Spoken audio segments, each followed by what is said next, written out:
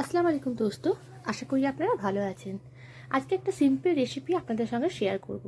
মটনের যে চর্বিগুলো আমরা ফেলে দিই বা বাদ দিয়ে দিই, সেগুলোকে চৌকো চৌকো করে কেটে নিয়েছি। পেঁয়াজ বাটা এবং কিছু গোটা মশলা, যেটা আমি শুকনো খোলায় ভেজে নিয়ে গুঁড়িয়ে নেবো। আর এখানে আছে ধনে, জিরে, লঙ্কা আর জিরে গুঁড়ো। ঘুগনির মটরটা আমি প্রথমেই সেদ্ধ করে রেখে দিয়েছি অল্প একটু নুন আর হলুদ দিয়ে। এখানে গোটা মশলাগুলো ধনে, জিরে, তেজপাতা, শুকনো লঙ্কা, ছোটো এলাচ, মৌরির স্মেল যদি ভালো লাগে তাহলে আপনারা মৌরিটাও অ্যাড করতে পারেন। এগুলো সবগুলো শুকনো খোলায় ভেজে নিয়ে আমি এখানে ড্রাই রোস্ট করে নেব। এখানে মশলাটা গুঁড়িয়ে নিলাম। এবার কড়াইয়ে আমি তেল চাপিয়ে তেলটাকে গরম হতে দেবো। তেলটা গরম হওয়ার পর আমি এখানে অল্প নুন আর চিনি দিয়ে দেবো।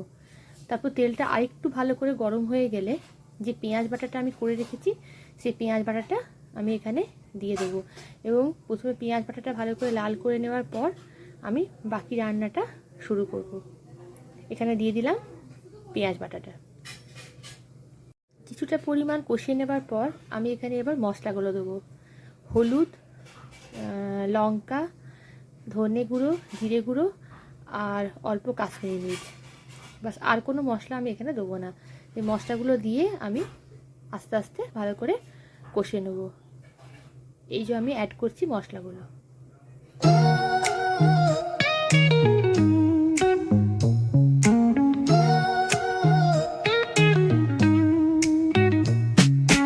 Concrete dreams where the neon glows. Every block tells a tale the whole city knows.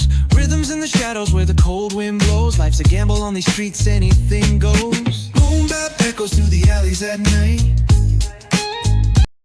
সব মশলাগুলো কষিয়ে নেওয়ার পর আমি যে মটনের চর্বিগুলো চৌকো চৌকো করে কেটে রেখেছিলাম সেটা এবার অ্যাড করব। এবং সেটা দিয়ে আরও ভালো করে মশলাটাতে ওই চর্বিগুলো মিশিয়ে নেব এবং ভালো করে কষাতে হবে। এই কষাটা যতক্ষণ না তেল ছেড়ে দিচ্ছে বা কষানোটা ততক্ষণ কষিয়ে দিতে হবে যতক্ষণ ভালো করে একটু মটনের চর্বি যে স্মেলটা সেটা চলে যায়। এখানে আমি কাশ্মীরি মির্চটা অ্যাড করলাম, দিয়ে আর একটু ভালো করে কষিয়ে নেব।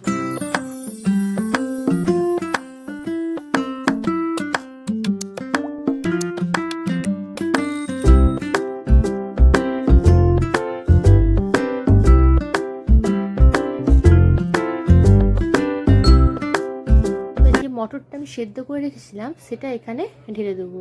সব মটরটা ঢালা হয়ে গেলে মটরের সঙ্গে চর্বি এবং মশলাটা ভালো করে মিশিয়ে নিতে হবে।